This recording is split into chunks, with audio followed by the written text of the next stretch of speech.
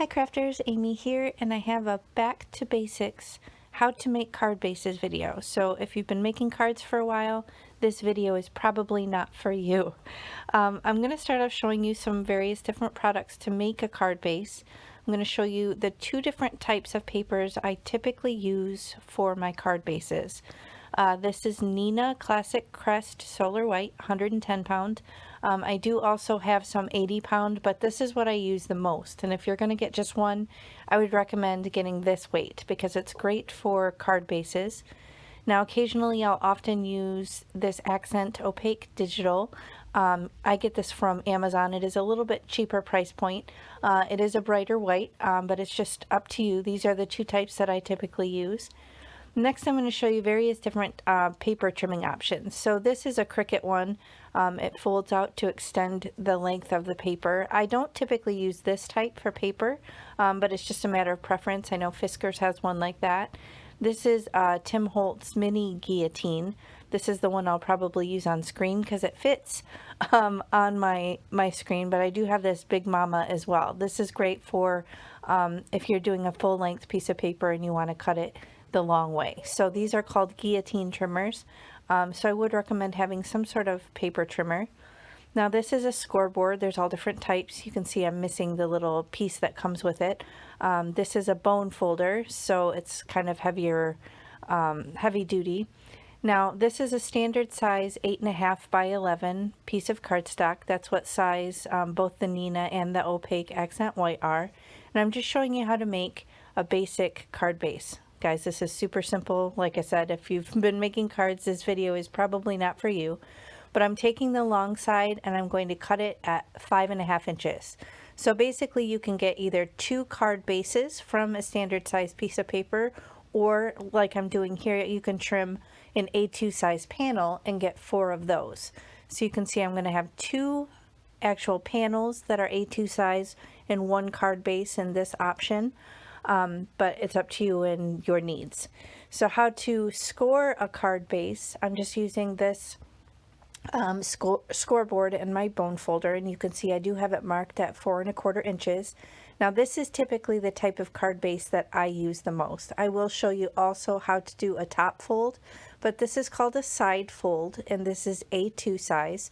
So the finished card will end up 4.25 inches by 5.5 inches. So if you hear me talking about an A2 size card base, this is how I do it. So you can see I scored with the bone folder on the line, and then I folded inward. So the bump, or the mountain rather, ends up inside the card. Now doing it with a bone folder is going to help you kind of avoid uneven cracks or fold marks when you're making your card base. So these are tools that just really make it easier.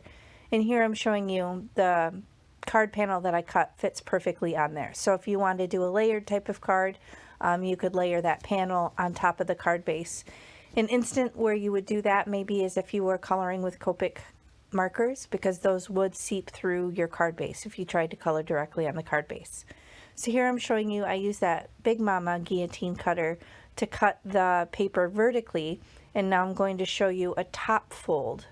Now this is going to be scored at 5.5 inches. So the one side is still going to be 4.25, the other side 5.5. It's just the side that has the fold is going to be different. So this is another option for you.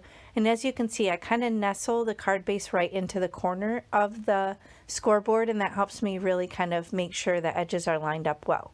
So here's the standard side fold, and here's the top fold.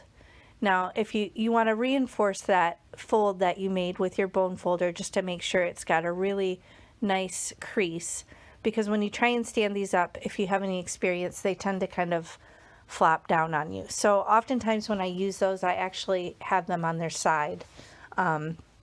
Just preference, of course. Now here I'm just showing you a few different adhesive options. There's all different liquid glues. I have Barely Art. I've used the Art glitter glue, and it has a little pin that holds in there. And this little glue stand is from Make It by Marco. Now this is a tape runner. Now this is purple. Typically it would be dot runner, but I've refilled it with just the regular tape runner. And this is score tape. There's all different sizes of score tape. Mine are from scrapbook.com, but I have an 1/8 inch, and I have I think that's a 3/4 inch, and then I think the other one may be a 1/4 inch. So all different ways to attach things to your cards or attach panels. And finally, I'm just showing you the Misti here. There's all sorts of different stamp platforms and positioners. Excuse me. But I'm showing you it has the foam piece that comes out. So if you're working with rubber stamps, because they're thicker, you would remove this foam piece. And then if you're using clear stamps, you would leave it in. But yeah, this is my stamp chamois. So this is basically like what you would dry a car with. And then this case also comes from Make It by Marco. You can see this gorgeous little purple matching set, and that also have the little container that holds my blending brushes. So these are very, very basic basic things that I don't often show you on the screen, and sometimes I get asked about, so I thought I would back it up and show you guys how I make it. So thanks so much for watching. I appreciate it. If you enjoyed it, please hit the thumbs up and consider subscribing, and I'll check you next time. Thank you. Bye.